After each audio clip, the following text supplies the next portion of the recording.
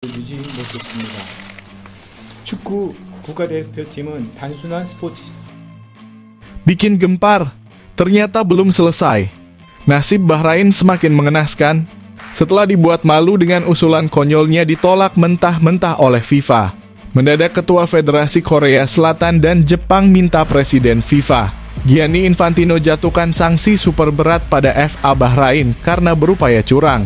Hingga Presiden AFC juga dipecat karena selalu coba untungkan tim Timur Tengah demi terjaganya sportivitas di sepak bola Asia. Jadi harapan fans Garuda, wah, apa yang bisa terjadi selanjutnya? Temukan fakta mengejutkannya yang bikin kamu bahagia mendengarnya. Menggemparkan publik, tak pernah disangka setelah usulannya ditolak tegas FIFA, mendadak di luar dugaan Ketua FA Bahrain mengundurkan diri dari federasi. Apalagi Bahrain sekarang jadi sorotan se-Asia karena langkah kotornya dan menjadi aib negara. Jadi harapan fans timnas, apa yang akan terjadi selanjutnya? Ini dia ulasan menariknya. Super sensasional, benar-benar tak salah pilih. Langkah super cerdas Erick Thohir dan Shin Tae-yong bawa Martin Paes gabung timnas Indonesia. Buktinya menjadi salah satu kiper terbaik di MLS. Kualitasnya tak terbantahkan, unggul jauh dibanding Emil Audero. Memang mantap betul lah ini. Terima kasih Bang Paes sudah mau bela timnas Indonesia. Semoga bisa bawa Garuda lolos kualifikasi Piala Dunia 2026. Amin. Ini baru top. Keputusan super cerdas. Semua dilakukan demi timnas Indonesia. PSSI dan Menpora percepat proses naturalisasi Kevin Dix demi bisa segera main di skuad Garuda. Siap debut di laga super krusial versus Jepang dan Arab Saudi bulan depan kah? Coach Shin Tae-yong auto bahagia, posisi kanan tak lagi lemah. Siap raih hasil maksimal di sisa pertandingan grup C kualifikasi Piala Dunia 2026. Nah gini dong mantap. Fans Garuda dan Shin Tae-yong dipastikan bahagia mendengarnya.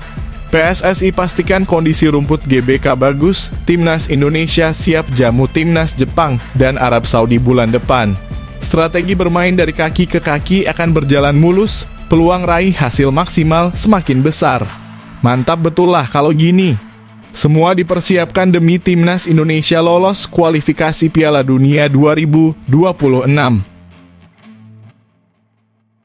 Yes, alhamdulillah kabar gembira. Fans Garuda dipastikan bahagia mendengarnya. Ketum PSSI Erick Thohir kembali jadi Menteri BUMN, dukungan dana untuk timnas Indonesia aman dan kian terjamin. Mantap Pak Erick. Semoga sukses selalu dan bawa timnas Indonesia semakin mendunia dan capai target rank 100 FIFA juga lolos kualifikasi Piala Dunia 2026. Amin. Segera bergulir. Ayo fans Garuda, jangan lupa dukung timnas Garuda Muda di ajang kualifikasi Piala Asia U17 dalam perjuangan lolos ke Piala Asia U17 2025. Ini dia jadwal lengkapnya. Simak baik-baik, jangan sampai terlewat. Yes, mantap. Alhamdulillah dampak pelatih striker Yeom Ki-hun mulai terasa jelas. Striker muda timnas Indonesia Hoki Caraka makin gacor bersama PSS Sleman usai pulang dari bergabung bersama skuad Garuda. Fans Garuda auto bahagia melihatnya. Klub dan pelatih PSS ucapkan terima kasih kepada pelatih Yeom Ki-hun berkat gacornya Hoki Caraka. Tim sangat diuntungkan besar. Jadi prediksiku, temukan apa yang telah diperoleh Hoki Caraka dari timnas yang membuatnya gacor di sini.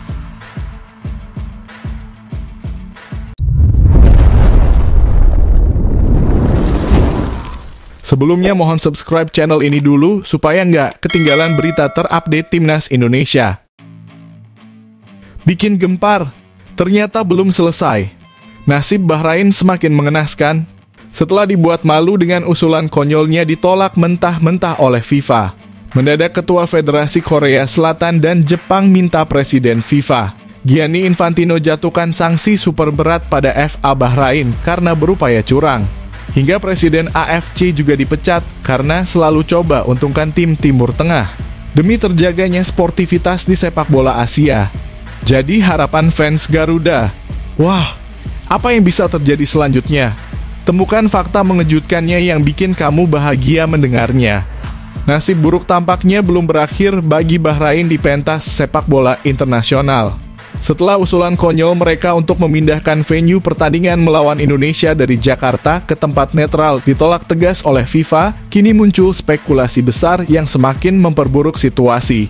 Federasi-federasi sepak bola besar di Asia, termasuk FA Jepang dan Korea Selatan, diharapkan tengah mempertimbangkan untuk meminta langsung kepada Presiden FIFA Gianni Infantino agar memberikan sanksi tegas kepada Ketua AFC dan FA Bahrain. Isu ini mencuat setelah muncul dugaan adanya permainan di balik layar dan kong kali kong antara AFC dan FA Bahrain, yang diduga berupaya menguntungkan Bahrain di tengah ketatnya persaingan kualifikasi Piala Dunia 2026. Usulan Bahrain untuk memindahkan venue pertandingan melawan Indonesia dinilai oleh banyak pihak sebagai tindakan yang tidak sportif dan dilandasi kepentingan tersembunyi. Langkah ini dianggap hanya sebagai upaya Bahrain untuk menghindari tekanan besar dari ribuan supporter Indonesia di Gelora Bung Karno, yang dikenal sebagai salah satu stadion paling menakutkan di Asia karena atmosfer pendukungnya yang luar biasa. Yang membuat keadaan semakin mencurigakan adalah perlakuan yang diterima Bahrain dari AFC yang dinilai sangat berbeda dengan tim-tim lain, khususnya Indonesia. Ketika timnas Indonesia melayangkan protes terhadap hasil pertandingan kontroversial yang berakhir dengan skor 2-2 melawan Bahrain, di mana sejumlah keputusan wasit dianggap sangat merugikan Indonesia. AFC dengan cepat menolak protes tersebut tanpa banyak pertimbangan. Namun ketika Bahrain melayangkan protes terkait hal-hal yang sama, AFC justru meresponsnya dengan sangat cepat dan sigap. Perbedaan perlakuan ini menimbulkan tanda tanya besar di kalangan federasi-federasi sepak bola Asia. FA Jepang, Korea Selatan, dan beberapa negara Asia lainnya diprediksi geram dengan cara AFC menangani masalah ini. Spekulasi bahwa ketua-ketua federasi besar Asia akan meminta intervensi dari FIFA pun semakin menguat. Mereka diduga akan mendesak Gianni Infantino agar mengambil tindakan tegas terhadap ketua AFC dan FA Bahrain. Jika terbukti ada unsur ketidakadilan dan manipulasi, sanksi berat mungkin akan dijatuhkan, baik kepada AFC maupun Bahrain. Beberapa pakar sepak bola bahkan menyarankan bahwa Bahrain seharusnya dikenai sanksi berupa pengurangan poin atau bahkan diskualifikasi dari kualifikasi Piala Dunia 2026 jika terbukti melakukan tindakan yang tidak sportif. Situasi ini tentu menjadi aib besar bagi Bahrain yang kini harus menghadapi kritik tajam dari berbagai pihak.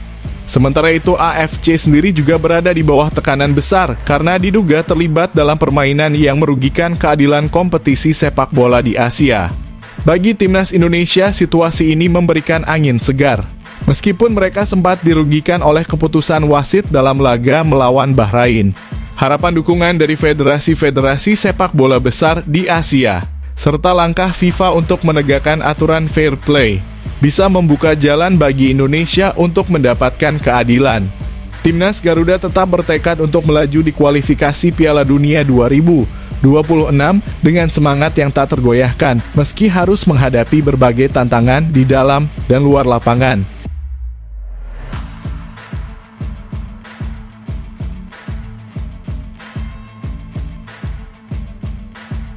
Menggemparkan publik, tak pernah disangka, setelah usulannya ditolak tegas FIFA, mendadak di luar dugaan ketua FA Bahrain mengundurkan diri dari federasi. Apalagi Bahrain sekarang jadi sorotan se-Asia karena langkah kotornya dan menjadi aib negara. Jadi harapan fans timnas, apa yang akan terjadi selanjutnya?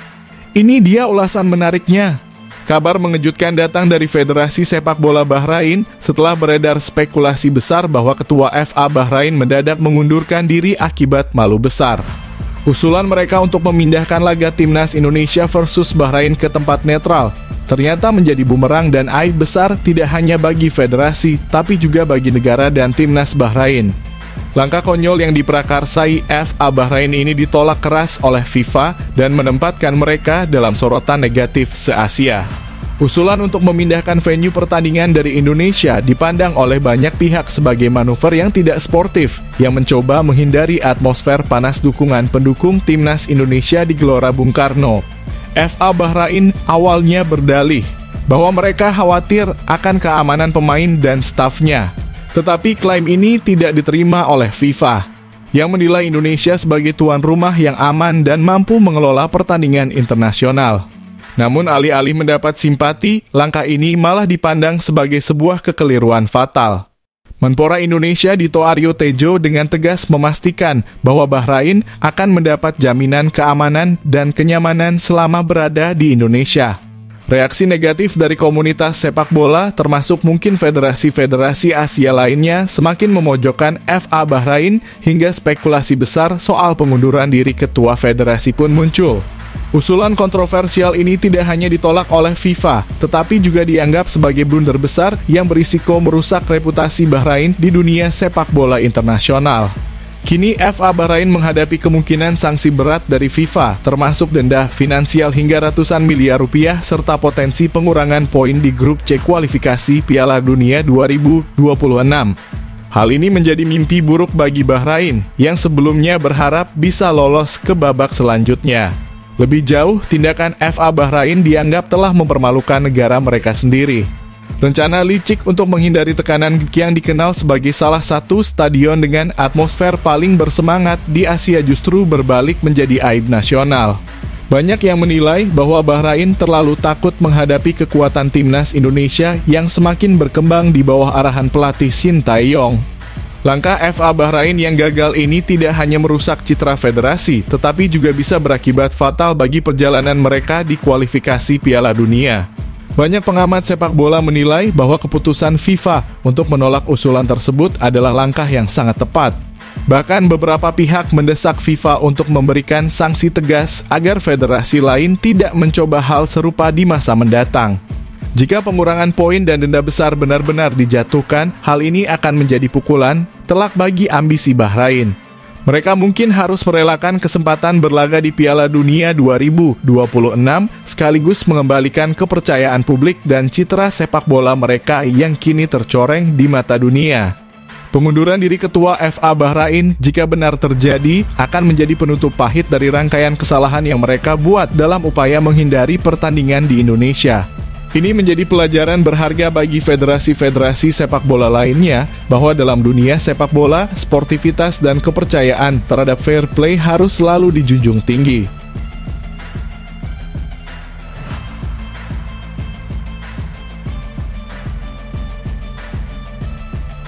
Super sensasional.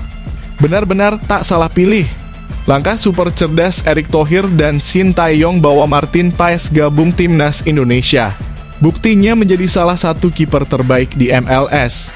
Kualitasnya tak terbantahkan, unggul jauh dibanding Emil Audero. Memang mantap betul lah ini. Terima kasih Bang Paes sudah mau bela timnas Indonesia. Semoga bisa bawa Garuda lolos kualifikasi Piala Dunia 2026. Amin. Keputusan Ketua Umum PSSI Erick Thohir dan pelatih timnas Indonesia Shin Tae-yong untuk menaturalisasi Martin Paes terbukti sangat tepat. Kualitas kiper FC Dallas ini tak terbantahkan dan bahkan mampu bersaing di level tertinggi, termasuk dengan kiper top seperti Hugo Lloris, mantan kiper utama timnas Prancis. Martin Paes membuktikan dirinya sebagai kiper yang tangguh di MLS, sesuatu yang membuat fans timnas Indonesia semakin bangga memilikinya di skuad Garuda. Pilihan untuk menaturalisasi Martin Paes dibanding Emil Audero yang memilih menolak panggilan timnas Indonesia semakin dipandang sebagai keputusan brilian. Paes tidak hanya menunjukkan performa hebat di lapangan, tetapi juga mencintai timnas Indonesia dengan sepenuh hati. Rasa bangga yang ia tunjukkan sebagai bagian dari skuad Garuda membuatnya lebih dihargai oleh para fans ketimbang Emil Audero yang dianggap sombong karena menolak bergabung. Martin Paes baru-baru ini masuk nominasi Save of the Year di MLS musim 2024. Penampilannya yang gemilang dalam laga melawan LA Galaxy, di mana ia melakukan double save yang luar biasa, termasuk penyelamatan penalti dari Gabriel Pech, membuat namanya bersaing dengan kiper-kiper top seperti Brad Stuver, Roman Burki, hingga Hugo Lloris. Dukungan dari fans Indonesia kepada Martin Paes terus mengalir deras. Kolom komentar akun media sosial MLS dipenuhi oleh dukungan dari warganet Indonesia yang sangat bangga dengan performa Paes. Mereka bersemangat melihat Paes menjadi kandidat kuat untuk memenangkan penghargaan tersebut. Dengan rasa cinta dan dedikasinya yang mendalam untuk timnas Indonesia, Martin Paes menjadi simbol kebanggaan baru bagi fans Garuda. Di saat kiper-kiper lain memilih jalan berbeda, Paes telah menunjukkan bahwa cinta dan komitmennya kepada timnas Indonesia lebih besar dari segalanya. Fans Indonesia kini bisa dengan bangga mendukung Paes yang menjadi bagian penting dari perjuangan skuad Garuda di kancah internasional.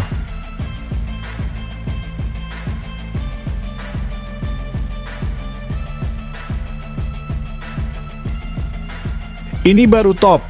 Keputusan super cerdas. Semua dilakukan demi timnas Indonesia. PSSI dan Menpora percepat proses naturalisasi Kevin Dix demi bisa segera main di skuad Garuda. Siap debut di laga super krusial versus Jepang dan Arab Saudi bulan depan kah? Coach Shin Tae-yong auto bahagia posisi kanan tak lagi lemah.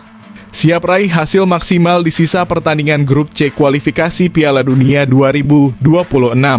Segala upaya kini tengah dilakukan oleh PSSI dan Menteri Pemuda dan Olahraga Dito Aryo Tejo untuk menjaga asa timnas Indonesia lolos ke Piala Dunia 2026. Salah satu langkah strategis yang sedang dikebut adalah proses naturalisasi pemain keturunan Belanda Indonesia Kevin Dix. Harapannya, Kevin Dix bisa segera memperkuat timnas Indonesia, khususnya di posisi bek kanan, yang menjadi titik lemah saat Indonesia kalah dari Cina di laga terakhir kualifikasi Piala Dunia 2026 zona Asia. Menpora Dito Aryo Tejo yang baru saja dilantik kembali oleh Presiden Prabowo Subianto langsung berkoordinasi dengan Menteri Hukum dan HAM Yusril Iza Mahendra untuk mempercepat proses naturalisasi Kevin Dix.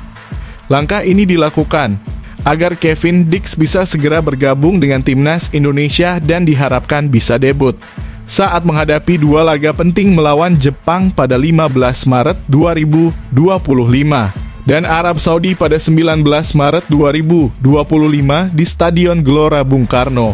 Dito menjelaskan bahwa Kemenpora telah menerima berkas naturalisasi Kevin Dix sejak 17 Oktober 2024, namun proses tersebut sempat tertunda karena pergantian Menpora. Setelah dilantik kembali, Dito memastikan bahwa ia akan segera menyelesaikan semua administrasi yang dibutuhkan agar naturalisasi Kevin Dix bisa rampung dalam waktu dekat. Saya sudah langsung berkoordinasi dengan Pak Menteri Hukum dan HAM yang baru dilantik, dan kami akan segera mengirimkan segala kebutuhan untuk mempercepat proses ini, ujar Dito di kantor Kemenpora. Kevin Dix yang saat ini bermain untuk FC Copenhagen diharapkan dapat menambah kekuatan lini pertahanan timnas Indonesia. Posisi bek kanan yang menjadi titik lemah saat menghadapi Cina akan diisi oleh Kevin jika proses naturalisasinya selesai tepat waktu. Kevin memiliki pengalaman bermain di level kompetisi Eropa termasuk di Serie A Italia bersama Fiorentina dan Empoli serta di UEFA Conference League. Kehadiran Kevin Dix dinilai sangat krusial dalam mendukung formasi yang diterapkan oleh Shin Tae-yong, terutama untuk memperbaiki pertahanan di sektor sayap. Dengan pengalaman dan kualitas yang dimiliki, Kevin diharapkan bisa membantu timnas Indonesia meraih hasil maksimal dalam dua laga penting tersebut.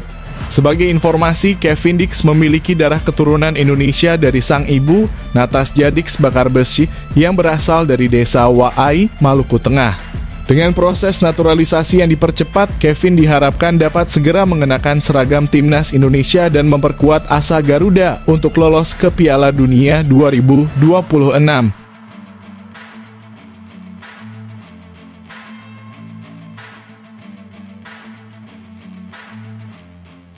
Nah gini dong mantap. Fans Garuda dan Shin Tae-yong dipastikan bahagia mendengarnya. PSSI pastikan kondisi rumput GBK bagus, timnas Indonesia siap jamu timnas Jepang dan Arab Saudi bulan depan. Strategi bermain dari kaki ke kaki akan berjalan mulus, peluang raih hasil maksimal semakin besar. Mantap betul lah kalau gini. Semua dipersiapkan demi timnas Indonesia lolos kualifikasi Piala Dunia 2026. Kabar baik datang untuk pelatih Shin Tae-yong dan timnas Indonesia menjelang laga penting melawan Jepang dan Arab Saudi di kualifikasi Piala Dunia 2026. Sekretaris Jenderal PSSI Yunus Nusi mengungkapkan bahwa kualitas rumput di Stadion Utama Gelora Bung Karno (SUGBK) kini berada dalam kondisi prima. Hal ini menjadi kabar menggembirakan karena kualitas rumput yang bagus akan sangat mendukung strategi permainan cepat dengan umpan-umpan pendek yang diusung oleh Shin Tae-yong. Stadion GBK telah diinspeksi oleh pihak PSSI dan dipastikan siap menjadi tempat laga kandang timnas Indonesia saat menjamu Jepang pada 15 Maret 2025. Laga ke-6 melawan Arab Saudi pada 19 November 2025 juga akan digelar di stadion yang sama. Strategi Shin Tae-yong yang mengandalkan permainan 1-2 dengan umpan pendek memerlukan lapangan yang berkualitas baik, terutama rumput yang halus dan terawat, agar para pemain bisa menguasai bola dengan lebih baik dan menjalankan taktik dengan efektif. Kabar bahwa kondisi rumput GBK sudah siap dan optimal tentu memberikan rasa percaya diri lebih bagi skuad Garuda. Sudah ada komitmen, lapangannya sudah bagus, rumputnya juga sudah disiapkan, dan memang itu yang kita harapkan, ujar Yunus Nusi kepada media. Hal ini memberikan sinyal positif bahwa timnas Indonesia akan bermain dalam kondisi terbaik di lapangan. Shin Tae-yong sendiri dikenal sebagai pelatih yang sangat mengandalkan permainan teknis dan umpan pendek untuk mendominasi penguasaan bola. Dengan kualitas rumput yang mendukung, peluang untuk menerapkan strategi tersebut dengan baik semakin terbuka. Dengan kondisi lapangan yang sudah dipastikan siap, timnas Indonesia akan menghadapi 2 laga krusial melawan Jepang dan Arab Saudi. Saat ini timnas Indonesia berada di posisi kelima klasemen grup C dengan 3 poin dari 4 pertandingan. Untuk bisa bersaing di 4 besar dan menjaga peluang lolos ke Piala Dunia 2026, skuad Garuda harus memanfaatkan laga kandang ini dengan sebaik-baiknya. Kualitas lapangan yang optimal menjadi modal penting bagi timnas Indonesia untuk tampil maksimal dan menerapkan permainan atraktif yang diinstruksikan oleh Shin Tae-yong.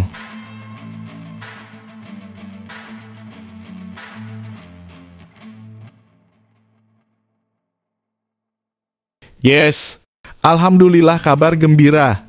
Fans Garuda dipastikan bahagia mendengarnya. Ketum PSSI Erick Thohir kembali jadi Menteri BUMN, dukungan dana untuk timnas Indonesia aman dan kian terjamin. Mantap Pak Erick. Semoga sukses selalu dan bawa timnas Indonesia semakin mendunia dan capai target rank 100 FIFA juga lolos kualifikasi Piala Dunia 2026. Amin. Federasi Sepak Bola Indonesia dipastikan merasa tenang dan penuh kebahagiaan setelah Erick Thohir kembali terpilih sebagai Menteri Badan Usaha Milik Negara periode 2024 hingga 2029.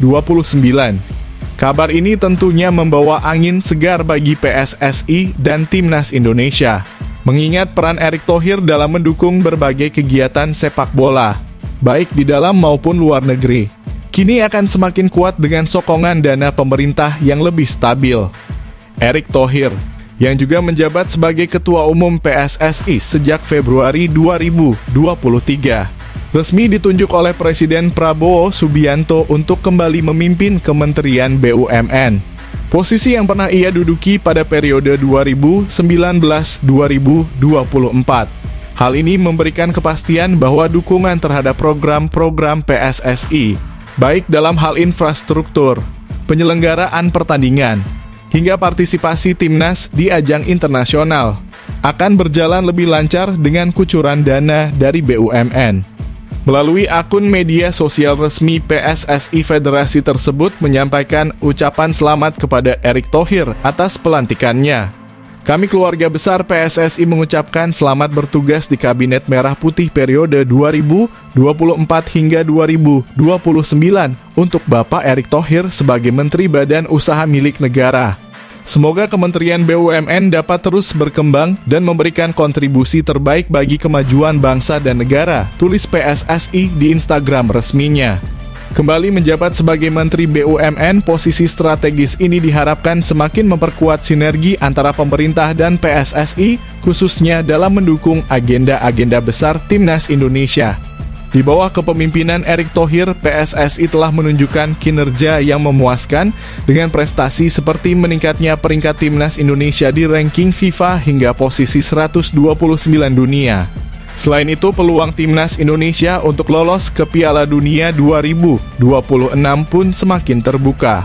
Skuad Garuda saat ini bersaing di grup C putaran ketiga kualifikasi Piala Dunia 2026 zona Asia. Dengan target finish di 2 besar grup atau setidaknya mengamankan posisi 4 besar. Untuk menjaga asa tampil di ajang bergengsi tersebut.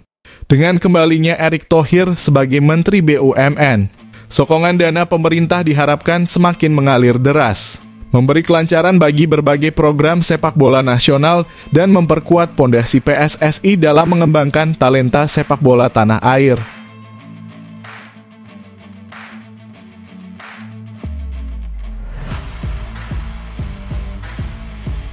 Segera bergulir. Ayo fans Garuda, jangan lupa dukung timnas Garuda Muda di ajang kualifikasi Piala Asia U17 dalam perjuangan lolos ke Piala Asia U17 2025. Ini dia jadwal lengkapnya.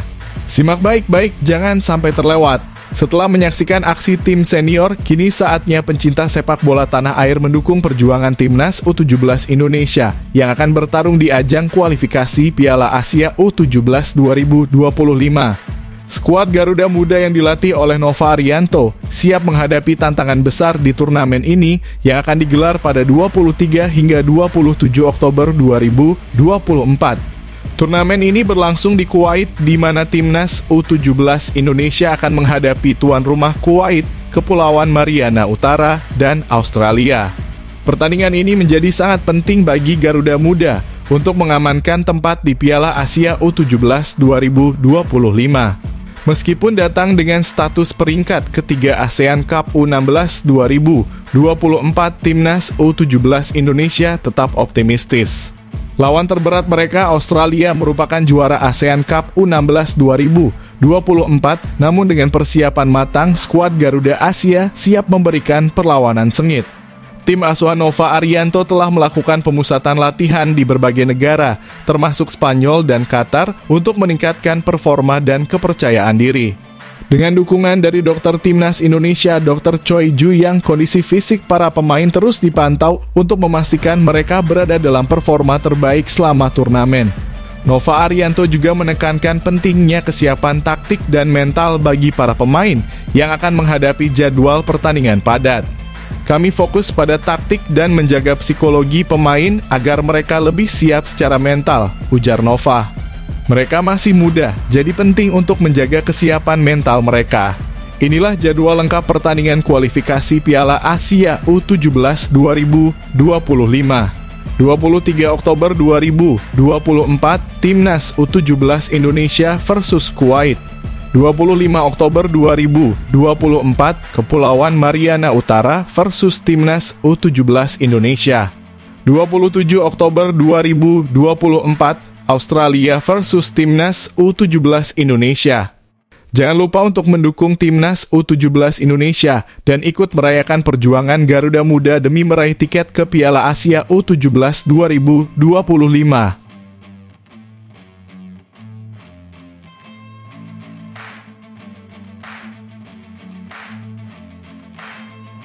Yes, mantap.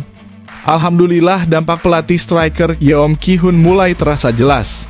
Striker muda timnas Indonesia Hoki Caraka makin gacor bersama PSS Sleman usai pulang dari bergabung bersama skuad Garuda. Fans Garuda auto bahagia melihatnya. Klub dan pelatih PSS ucapkan terima kasih kepada pelatih Yeom Ki-hun berkat gacornya Hoki Caraka. Tim sangat diuntungkan besar.